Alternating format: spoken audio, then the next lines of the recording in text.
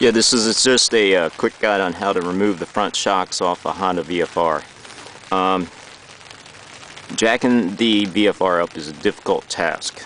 I like to use a hydraulic jack and a scissor jack for most of my applications. I don't like the rear kickstand because you have to balance the bike and all this stuff. And if you got slippery material, if you can't get it up on its center kickstand, it's just dropping it and all that stuff. It's just a nightmare. So what I like to do is just use the simple jacks. I use a little wedge. I make a little wedge, and it's got a center groove out of it for the kickstand to ride up and slide without sliding off the wedge, so that I can even it. And evening out the bike is good when you doing oil or doing calibrations on the shock center or the steering center. So here's how you remove the front shocks. To remove the front shocks, you need a triple tree. You can get by without a triple tree, but it sure helps with a triple tree. Now, that pin right there, I don't remember, but I had to buy a separate pin for it because it didn't come with the universal triple tree. But if you take a look at it, it is on the upper and lower triple tree yoke, for the steering yoke.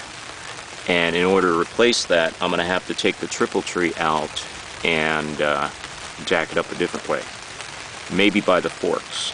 Maybe use something to prop the forks up and then remove it. So I may hold it up using the forks once I, change out the fluid on the forks and repaint these forks. So in order to do the shocks, first you have to jack it up. I center it using the two jacks that I just said and the little wedge. I center it, I lift it a little to get the weight off the front, and then I use a triple tree to get the front up and lock it in. I don't trust the triple tree. I've had it fall off the triple tree. I just don't trust it. And you want to take your brakes and your wheels off. Pretty simple. If you can't take your brakes and your wheels off, then you should not be attempting this at all. Whenever this bike goes up, it is extremely unstable. And I always put a safety. So you see those wooden blocks right there? That is if it becomes unstable, falls off the triple tree, or the hydraulic gives out on the jack. Got the same on this side, right around the kickstand and the lowest point on the bike. You see that little, you see two of them back there. One on the rear peg swing arm, and one at the back of the kickstand where the frame engine mounts are. Okay, so those are just in case it falls off. I also have the scissor jack located underneath the front header pipes, just to keep the weight on the rear so that it doesn't sway back and forth and become unstable. Zip ties, these are reusable zip ties. Once you remove the disc brakes, put the zip ties and hold the calipers. It's starting to rain really bad, so I need to hurry up. You have your 14mm on the lower triple tree. You have your 12 on the top.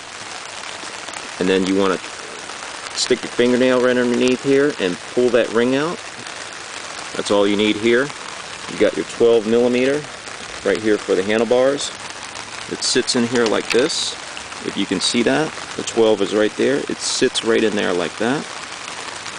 You want to take a picture if you have to of that right there. That's going to tell you what the spacing and how it's going to mount afterwards. Basically, put it right on that ring. Okay, so you have your 12 on the upper, 14 on the lower. I spray a little oil, and it's just this cheap chain lube that I use. I got it for $3. It's a great lubrication. I spray it right there. This one's a little bit messy. Champion's a little bit messy, but it's pretty good. And then, once that is complete, you just get this thing to lift up by loosening the handlebars. Once you pull this up, the forks will just slide right out because all the bolts are loose. It will not hold. Once you spray it off with grease, it's going to slide probably 4 inches down and it'll stop.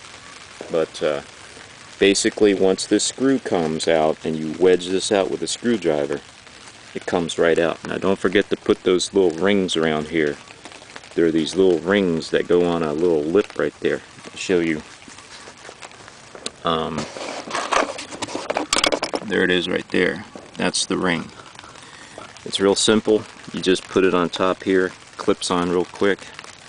I don't know how it holds it, but you know, unless that thing's out of it, it will not come out. So make sure you pull out those rings, and that's it. You know, it rests right there. All the hydraulic lines and throttle cables sit right there, and that's it.